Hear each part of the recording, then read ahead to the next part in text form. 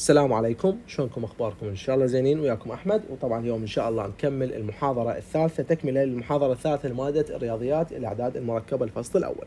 طبعا حبايب، بالمحاضره السابقه اخذنا المعادلات او الجذور التربيعيه وتكوين وحل المعادله التربيعيه. طبعا قلنا احنا مراجعه سريعه. شكل المعادله الاي اكس اللي تكون شكل المعادله حبايب اي اكس تربيع ناقص بي اكس زائد سي تساوي صفر. هذا شكلها.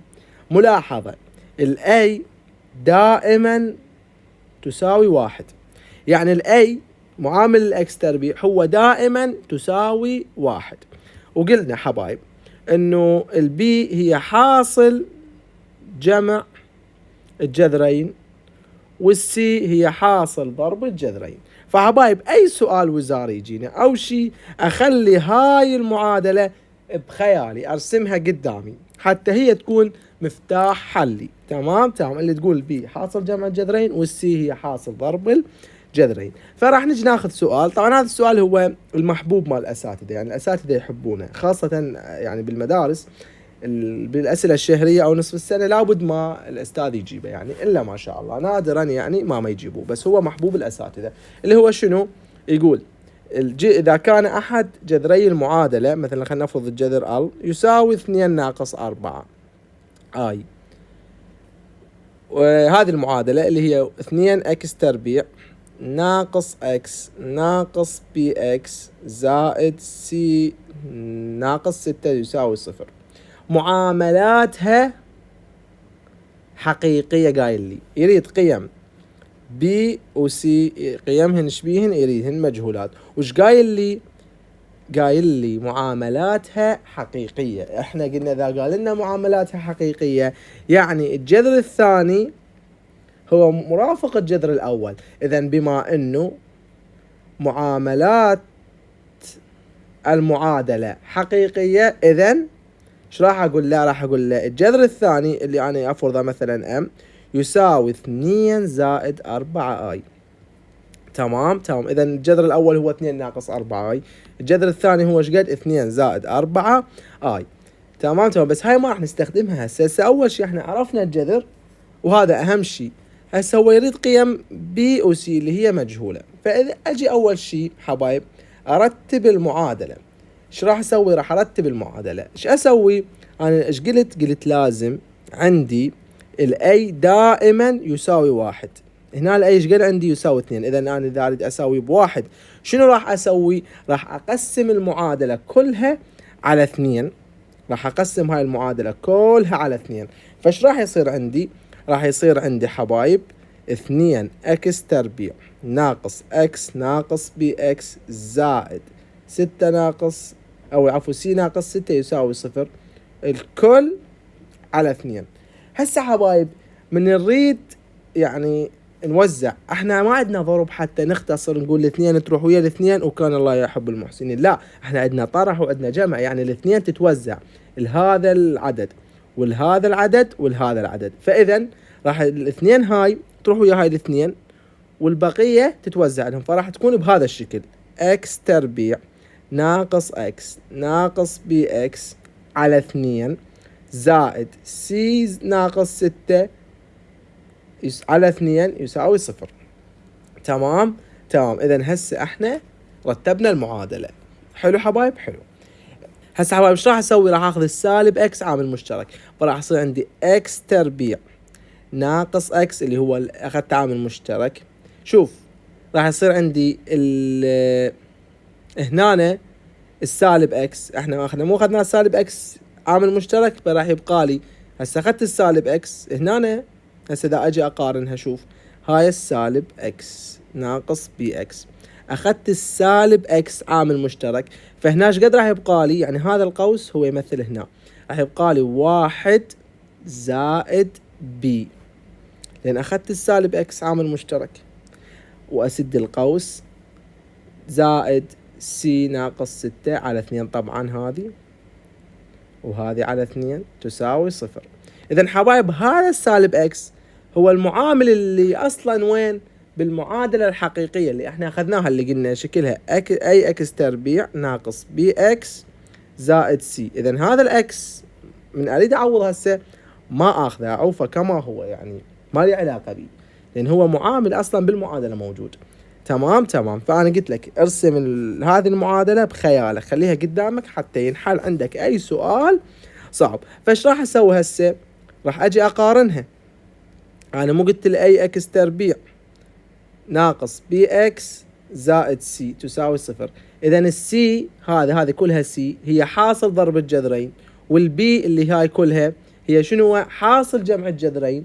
إذا حبايب 1 زائد بي على 2 يساوي ال زائد ام اللي أنا فرضتهن الجذر الأول زائد الجذر الثاني. تمام. إذا 1 زائد بي على 2 يساوي الجذر الأول ايش قد؟ 2 ناقص 4 اي زائد 2 زائد 4 اي. إذا 1 زائد بي على 2 يساوي 2 زائد 2 أجمع، يعني جمع اعتيادي 4 سالب 4 اي وزائد 4 اي إشارات مختلفة، إذا صفر. إذا زائد 0 اي، وهاي مالية راح تروح ما أحسبها. إذا 1 زائد بي على 2 تساوي 4 وسطين بطرفين تؤدي إلى أن 1 زائد بي تساوي 2 في 4 8. إذا البي أنقل هذا الواحد للطرف الثاني راح يصير البي تساوي 8 ناقص 1. إذا شنو؟ البي تساوي 7. انتهى. قيمة بي لقيتها ايش قد؟ 7. قيمة سي اللي هي سي ناقص 6 على 2 تساوي ال في ام، يعني حاصل ضرب الجذرين حسب ما أنا سويت قارنتها بالمعادلة. فإذا حبايب ايش راح أسوي؟ راح أقول سي ناقص 6 على 2 تساوي الجذر الأول هو 2 ناقص زائد 4 اي في الجذر الثاني هو 2 ناقص 4 اي.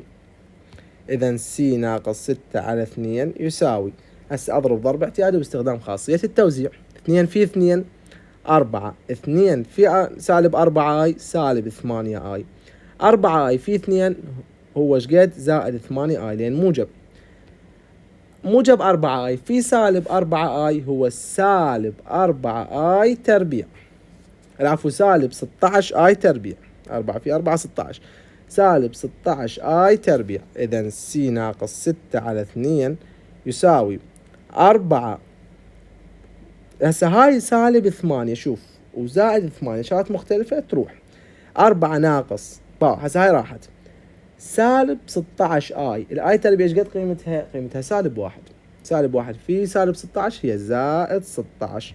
إذا حبايب سي ناقص 6 على 2 تساوي 4 زائد 16 20. إذا وسطين بطرفين سي ناقص 6 تساوي 40. إذا تؤدي إلى أن السي تساوي 40 زائد 6، أنقل هاي الطرف الثاني. إذا السي تساوي 46. انتهى حل هذا السؤال. سؤال سهل وما بي أي شيء. تمام حبايب؟ تمام. أتمنى تكونون فهمتوا. نجي ناخذ سؤال وزار الثاني. سؤال وزار الثاني طبعا هذه جد حلول المعادلة اللي منطيني أشوف زد تربيع زائد 2 اي في 3 ناقص 2 اي تساوي 3 زد. تمام حبايب؟ تمام. إذا يريد أجد مجموع حل المعادلة. شلون راح أحل هاي المعادلة؟ طبعا أول شيء لازم أرتب المعادلة تكون عندي بشكل اكس تربيع أي اكس تربيع تمام ناقص بي اكس زائد سي تساوي 0. لازم تكون بهذا الشكل. أنا إيش أسوي؟ قلت أرسم هاي المعادلة بمخيلتي. تمام حبايب؟ تمام. فإذا حبايب هسه ألاحظ المعادلة، ألاحظ أفتقد أنا قيمة بي. طبعا هذا اكس أو زد أو واي هي مجرد رموز، فعادي يقول زد وعادي يقول اكس وعادي يقول واي وغير هذه. فإذا أنا أفتقد للناقص بي اكس أو البي زد اللي هي وين؟ هي هاي موجودة هنا، بس أنا أحتاج أصفر المعادلة أرتبها. فراح يكون عندي زد تربيع ناقص، شوف أنا قلت المعادلة الأصلية تكون أي اكس تربيع ناقص بي اكس زائد سي. إذا هذا الزائد هو هذا السي، هذا كلها سي، وهذا البي اللي عنده شنو؟ معامل. تمام. فإذا راح تكون ناقص 3 زد زائد، شوف حبايب هاي الاثنين اي راح أدخلها للقوس فايش راح تصير عندي؟ راح تصير عندي 2 اي في 3 راح تصير 6 اي، 2 اي في 2 اي راح تصير هسه شنو؟ سالب 4 اي تربيع، لان هنا عندي سالب 2 اي. تمام، تساوي صفر. اذا حبايب زد تربيع، ارتب المعادلة اكثر، ناقص 3 زد زائد، شوف، سالب 4 اي تربيع، الاي تربيع قيمتها ايش قد؟ سالب 1، سالب 1 في سالب 4 يعني 4. راح ارتب المعادله، اخلي احنا العدد الصيغه مالتنا ايش قد تكون الصيغه العاديه؟ اي زائد بي اي، يعني حقيقي زائد تخيلي. فراح ارتبها هنا عندي تخيلي زائد حقيقي، فراح تكون 4 زائد 6 اي، تكون بهذا الشكل تساوي صفر. اذا هسه المعادله ترتبت عندي. شلون احل المعادله؟ احلها على وفقا علما الدستور، قانون الدستور اللي يقول لي سالب بي موجب او سالب مضروب بجذر البي تربيع ناقص 4 اي سي الكل على 2 اي. اذا البي ايش قد عندي؟ عندي سالب 3، اذا هي سالب 3.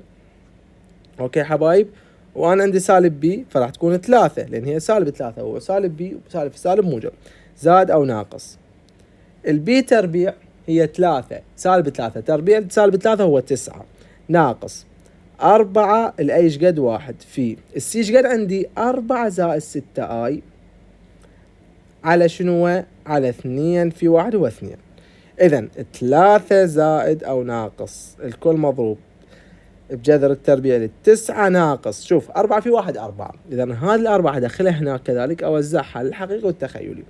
4 في 4 16، 4 في 6 هو 24 وعندي اي، يعني سالب 24 اي، سالب 4 عندي حبايب مو موجب، فتصير سالب 4 في موجب 6 اي تكون سالب 24 اي على 2. اذا 3 زائد او ناقص 9 ناقص 16، يعني صار عندي الطرح، ناخذ اشارة العدد الاكبر، اشارات مختلفة، اذا تكون سالب 7 ناقص 24 اي على 2. اذا حبايب هسه هنا ايش طلع لي؟ طلع لي جذر تربيع العدد المركب، لازم القاه، فراح اجي اقول له نفرض ان الجذر التربيعي العدد المركب اللي هو سالب 7 ناقص 24 اي شو يساوي؟ يساوي اكس زائد واي اكس واي اي الكل تربيع. تمام، احنا مو اتفقنا قلنا نفرض انه الجذر التربيعي لا يساوي اكس زائد واي، اذا ايش راح يطلع لي؟ يطلع لي بهذه الصيغه. اذا حبايب راح اقول له سالب 7 ناقص 24 اي تساوي اكس تربيع افك مربع الحدانيه زائد 2 في الاول في الثاني ناقص او زائد مربع الثاني اللي هو صارت لي سالب واي تربيع، واحنا شرحنا المحاضرات اللي قبلها ليش صارت سالب واي تربيع، قلنا الاي تربيع هو سالب 1 سالب في واي ويعطى لي هذه القيمة. اذا هسه ايش اساوي؟ اساوي حقيقي بحقيقي وتخيلي بتخيلي. اذا اكس تربيع ناقص واي تربيع تساوي سالب 7، وهذه معادلة رقم 1 ما اقدر اسوي بيها اي شيء. 2 اكس واي تساوي سالب 24، والاي قلنا راحت ويا الاي همات. اذا راح اقول الواي تساوي، اقسم على شنو؟ على 2 اكس. اذا الواي تساوي سالب 24 على 2 اكس، اذا تؤدي الى ان الواي شو يساوي؟ هاي الاثنين ويا ال 24 تصير سالب 12 على اكس. ايش راح اسوي؟ راح اعوض قيمة واي بالمعادلة الاولى. اذا ايش راح يصير عندي؟ راح يصير عندي اكس تربيع ناقص سالب 12 على اكس الكل تربيع تساوي ايش قد؟ سالب 7. طبعا يعني كلهن الحلول حبايب يعني مكررة والخطوات مكررة، فيعني سهلة كلش. اذا اكس تربيع ناقص سالب 12 تربيع هي 144 على اكس تربيع تساوي سالب 7. شلون اتخلص من المقام هذا اكس تربيع؟ راح اضرب بشنو؟ باكس تربيع، المعادلة كلها اضربها باكس تربيع. اذا راح يصير عندي اكس اس 4 ناقص 144 لان هاي الاكس راحت ويا الاكس تربيع، اكس تربيع راحت ويا الاكس تربيع تساوي سالب 7 اكس تربيع. طبعا بعض الطلاب يعني يخطئون، اللي هنا هذه ما يضربوها بالاكس تربيع، احنا قلنا نضرب المعادلة ككل، فلازم المعادلة كلها نضربها، فدير بالكم. اذا هسه ارتب المعادلة، راح ادخل هاي القوس واصفرها، راح يصير عندي اكس أس 4 زائد 7 إكس تربيع ناقص 144 تساوي 0. إذا صار عندي طيب صارت لنا بهاي الصيغة. إذا ايش راح نسوي؟ راح نحل بالتجربة. راح نفتح قوسين موجب سالب إكس تربيع بإكس تربيع. هنا ال 144 منين جاية؟ اكو طالب راح يقول جاي من 12 في 12. اقول لك صح، بس احنا ما نقدر نستخدمها هنا لان ما راح يطلع لي موجب 7. راح اجي ابحث على عدد اخر، فراح اجي اقول يعني ابحث وادور. راح اقول 16 في 9 هي ايش قد تساوي؟ 144.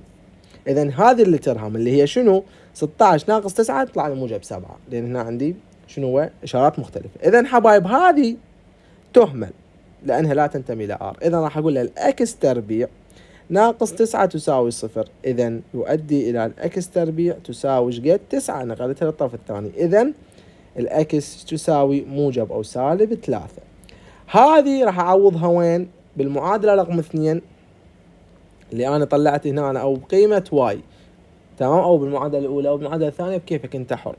إذا حبايب إيش راح أقول؟ راح أقول للواي تساوي، أما عندما الإكس تساوي 3، إذا الواي إيش راح تساوي؟ سالب 12 على 3 تساوي سالب 4.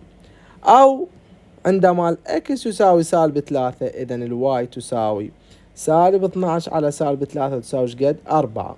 فإذا حبايب الحل أو العدد إيش راح يكون؟ راح يكون موجب أو سالب 3 زائد أو ناقص 4 آي. هذا العدد، يعني العددين راح يكون هيك، يعني سالب 3 وزائد 4 آي، و3 ناقص 4 آي. هذين العددين حبايب راح يكونن. راح آخذ واحد من عندهن، آخذ هذا أو هذا، وعوضه مكان الجذر التربيعي مال المعادلة اللي هو كان 3 زائد أو ناقص، تمام، على 2. فراح أجي أعوضه. إذا راح أقول له أخذ هذا العدد. أي واحد تاخذه صح راح أخذه، أقول له هذا العدد اللي هو، أما راح أقول له يعني آخذه أول شيء بالزائد وبعدين بالناقص، يعني لازم تاخذ جمع وطرح. فإذا راح أقول له آخذ 3 ناقص 4 هاي راح أخذاني. راح أقول له أما يعني العفو سأخذه بحالة الجمع. هسه هو شنو الشكل مالته؟ كان زائد أو ناقص سالب 7 ناقص 24 آي. راح يكون إذا عندما أو أما 3 زائد هذا جذر ايش قد طلعناه؟ هو 3 ناقص 4 آي على 2. إذا ايش راح يكون لي؟ راح يكون 3 زائد 3 أجمع. هذا حقيقي، أجمع ويا الحقيقي، هذا ما ينجمع ويا التخيلي، ما له علاقة به. إذا 6 ناقص 4 آي على 2، أوزع الاثنين على العددين راح يطلع لي 3 ناقص 2 آي. إذا حبايب هسه نقول أو 3 ناقص 3 ناقص 4 آي على 2. هاي السالب راح تدخل على القوس. إذا راح تكون 3 ناقص 3 زائد 4 آي على 2 لأن ده. إذا حبايب هسه شنو؟ ايش راح يساوي؟ راح يساوي 3 ناقص 3 هو 0، يعني عاش تيجي مسح هو 0. إذا 4 آي على 2، إذا إيش راح يطلع لي 2 آي. وانتهى حل هذا السؤال. طبعا حبايب قطعت التصوير ورجعت وحليت يعني هذا السؤال كامل، وطلع التصوير خطية ما مفتوح. فراح أعيد السؤال من جدة وجديد، راح أعيد شرحه وتدللون. إذا السؤال شو يقول له حبايب؟ خلينا نطلع السؤال. السؤال يقول إذا كان 2 زائد آي هو أحد جذري المعادلة x تربيع ناقص hx زائد 5 ناقص 5 آي يساوي 0. جد قيمة h، تمام، وما قيمة الجذر الآخر. إذا نفرض أن الجذر الأول المعطيني هو L يساوي 2 زائد I. الأم مجهول يريده حبايب، ويريد قيمة h. أول شيء هو يريد قيمة h، بعدين قيمة الجذر الثاني. ما قال له قيمة الجذر وقيمة شو اسمه وقيمة الجذر، يعني قيمة طلع لي قيمة الجذر وبعدين قيمة h. لا، راد قيمة h وبعدين قيمة الجذر.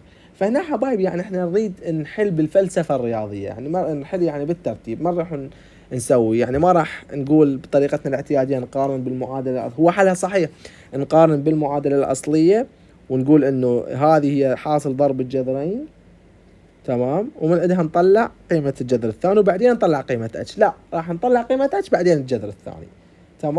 تمام. إذا حبايب إيش راح نسوي؟ راح نجي نقول نعوض 2 زائد اي في المعادلة اللي هي قيمة الجذر. فايش راح تكون؟ المعادلة هي تكون x تربيع ناقص hx زائد 5 ناقص 5i تساوي 0. إذا حبايب إيش راح نسوي؟ راح نقول عوضناها بالمعادلة بدال كل x راح نحط الجذر. إذا 2 زائد i الكل تربيع ناقص h في 2 زائد i زائد 5 ناقص 5i تساوي 0. بعدها ايش راح اسوي؟ الاتش ما راح ادخلها القوس، لا تدخلها خليها وحدي.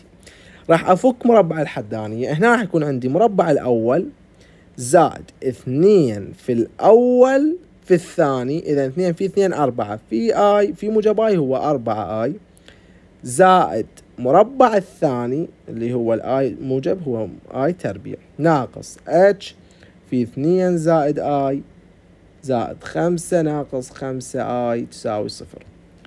إذا هسه أرتب المعادلة. هنا أنا الآي تربيع مش قد قيمتها؟ قيمتها سالب 1 وعندي موجب هنا، إذا سالب 1 راح يطلع لي موجب في سالب سالب. إذا تكون 4 زائد 4 اي ناقص 1 ناقص اتش في 2 زائد اي زائد 5 ناقص 5 اي تساوي 0. إذا 4 هسه شو أسوي هسه؟ صار عندي حقيقي وحقيقي وتخيلي وتخيلي. أجمع الحقيقي ويا الحقيقي والتخيلي ويا التخيلي. إذا 4 ناقص 1 هو 3. 3 زائد 5 هو 8. 4 اي موجب 4 اي ناقص 5 اي إشارات مختلفة. إذا طرح. إذا راح يصير ناقص اي. 4 ناقص 5 هو سالب 1 يعني سالب اي. هسه ايش قلنا؟ جمعنا هسه سوينا جمعنا حقيقي وحقيقي وتخيلي وتخيلي. إذا بعدها ايش راح نقول؟ راح نقول ناقص اتش طبعا ما ننساها في 2 زائد اي تساوي 0. راح ننقل هذه للطرف الثاني فراح تكون بهاي الشكل 8 ناقص اي تساوي اتش في 2 زائد اي. يعني هذا السالب هو المن تابع الهاي كلها يعني مضروب بيها، فمن تنقل راح يكون موجب اتش في 2 زائد اي. اذا حبايب ايش راح اسوي؟ راح اقول اتش يساوي اقسم المعادلة على 2 زائد اي فراح تكون 8 ناقص اي على 2 زائد اي. راح ايش اسوي؟ راح اضرب بمرافق المقام حتى اتخلص منه. راح يكون عندي 2 ناقص اي على 2 ناقص اي. اذا الاتش يساوي مربع الاول زائد مربع الثاني، واذا كان عدد في مرافقة اتفقنا عليه بالمحاضرة الاولى. اذا تكون 2 في 2 4 زائد 1 هو 5. 8 في 2 هنا انا صار عندي ضرب يعني اعتيادي ضرب عدد المركبين. 8 في 8 هو 16. 8 في سالب اي هو سالب 8 اي. سالب اي في 2 هو سالب 2 اي. سالب اي في سالب اي هو سالب اي تربيع يعني سالب اي تربيع. تمام. سالب اي تربيع لا دير بالك سالب موجب يعني موجب اي تربيع. الاي تربيع ايش قد قيمتها؟ سالب 1 يعني حصير ناقص 1. اذا حبايب الاتش تساوي على 5 16 ناقص حقيقي وتخيلي وتخيلي. 16 ناقص 1 هو 15. سالب 8 اي ناقص 2 اي هو سالب 10 اي. اذا الاتش تساوي تمام حبايب راح يطلع لي قد 15 على 5 بها 3 ناقص 10 على 5 هو بها 2 اي. اذا هذه قيمة اتش. اذا قيمة اتش قد 3 ناقص 2 اي. اذا راح اعوضها بالمعادلة خليها بالمعادلة راح تكون اكس تربيع ناقص 3 ناقص 2 اي مضروبة باكس زائد 5 ناقص 5 اي تساوي 0. اذا بالمقارنة بالمعادلة الاصلية الاي اكس تربيع ناقص بي اكس زائد سي تساوي 0 اقدر اقول له اذا بالمقارنة اذا بي تساوي 3 ناقص 2 اي والبي تساوي الال زائد الام. اذا البي الال زائد الام العفو نعوض. اذا هذه الاولى وهاي الثانية عندنا اشتقاق فيزياء ما شاء الله. اذا نعوض الاول في الثاني راح تكون ال زائد ام تساوي 3 ناقص 2 اي. اذا ال ايش قد عندي ال قيمته هو 2 زائد اي زائد الام تساوي 3 ناقص 2 اي. اذا الام تساوي، انقل هاي للطرف الثاني، راح تكون 3 ناقص 2 اي سالب 2 ناقص اي. تمام، لان انا نقلتها صارت سالب، فالسالب دخل للقوس غير للعدد، يعني مو بس واحد مو بس الاثنين، هم من الاي. فراح تكون الام تساوي 3 ناقص 2 هو 1 سالب 2 اي وناقص اي هو سالب 3 اي. اذا هذه قيمة الجذر الثاني. سهل وما بي شيء. زين حبايب، اذا قال لي جد قيمة الجذر الاخر ثم اتش، هنا أنا راح اسوي مباشرة، راح اقارن. تمام، راح اقول له اكس تربيع ناقص اتش اكس زائد 5 ناقص 5 اي تساوي 0. اذا بالمقارنة بالمعادلة الاصلية، اذا اقول له سي ايش قد تساوي 5 ناقص 5 اي، والسي هي الال في ام. اذا اقول له الال في ام تساوي 5 زائد او ناقص 5 اي. اذا ال ايش قد هي 2 زائد اي في ام تساوي 5 ناقص 5 اي. اذا الام ايش تساوي؟ اقسم على 2 اي راح تصير 5 ناقص 5 اي على 2 زائد اي، ونضرب بالمرافق راح يطلع لنا نفس هذا العدد بالضبط. بعدين اقول له ايش راح اقول له؟ اقول له بالمقارنة همات هنا، اقول له البي تساوي اتش، والبي هي قد تساوي ال زائد ام. اذا الاتش تساوي ال زائد ام. انا مطلع قيمتهن من خلصت من المرافق، مو صحيح بهاي الخطوة. اذا راح اجمعهن راح يطلع لك قيمة اتش نفس هاي القيمة بالضبط، نفس هاي عفوا نفس هاي القيمة بالضبط. واذا بيها غلط تعالوا عاتبوني. هذا كل ما كان يعني اهم الافكار اللي ممكن تجي او اللي تكون يعني وزارية، ماكو افكار يعني اكثر قوية. تمام حبايب، وهاي يعني اهم الافكار. فاتمنى تكونوا استفادتم من المحاضرة، واشكركم على حسن المشاهدة وحسن المتابعة.